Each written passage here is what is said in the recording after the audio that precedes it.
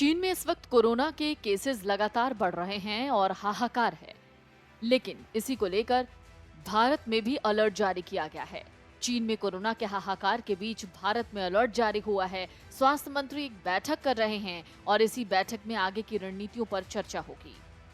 लेकिन इसी बीच कुछ आंकड़े हैं जो चौंकाने वाले हैं। सबसे पहले समझ लीजिए कि किस तरीके से दुनिया भर में अब मामले कोरोना के बढ़ने लग गए हैं। 7 दिन में 36 लाख केस सामने आए हैं, 10,000 लोगों की मौतें हुई हैं। जो आंकड़े हैं वो कुछ ऐसा बताते हैं। पिछले 7 दिनों में दुनिया भर में कोरोना के 36,32,109 केसेस सामने आए हैं। अकेले जापान में 10,55,578 केस मिले हैं। वहीं दक्षिण कोरिया में 4,60,766, फ्रांस में 3,84,184, ब्राजील में 2,84,200, अमेरिका में 2,72,075, जर्मनी में 2,23,227, हांगकांग में 1,85,077, चीन के पड़ोसी ताइवान में 1,07,381 केस मिले हैं। जापान में कोरोना से पिछले 7 दिनों में 1670 लोगों की मौत हो गई है। इसके अलावा अमेरिका में भी 1607 लोगों ने अपनी जान गंवाई है। वहीं दक्षिण कोरिया में 335, फ्रांस में 747, ब्राजील में 973, जर्मनी में 868, हांगकांग में 226, ताइवान में 203, इटली में 397 लोगों की मौत कोरोना से हुई है।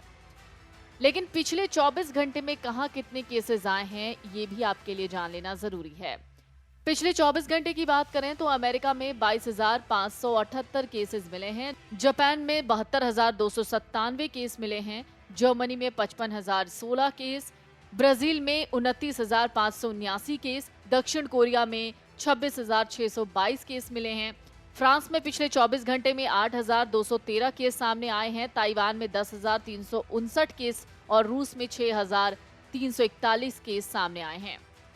अमेरिका में पिछले 24 घंटे में 140, फ्रांस में 178, जर्मनी में 161, ब्राजील में 140, जापान में 180 लोगों ने कोरोना से अपनी जान गंवाई है। दुनिया भर में बढ़ रहे केसों को देखते हुए भारत सरकार भी अलर्ट मोड पर आ गई है। केंद्रीय स्वास्थ्य मंत्रालय ने सभी राज्यों को अलर्ट भेजा है। सरकार ने सभी राज्यों और केंद्र शासित प्रदेशों से कहा है कि वो नए कोविड पॉजिटिव मरीजों का सैंपल प्रयोगशाला को भेजें ताकि वहां इस सैंपल का जीनोम सीक्वेंसिंग हो सके और अगर कोरोना का कोई नया वेरिएंट पनपता है तो उसे ट्रैक किया जा सके।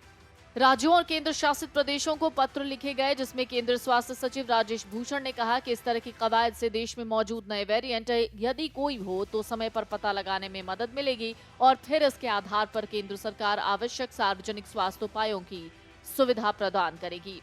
Video desk amarujala.com।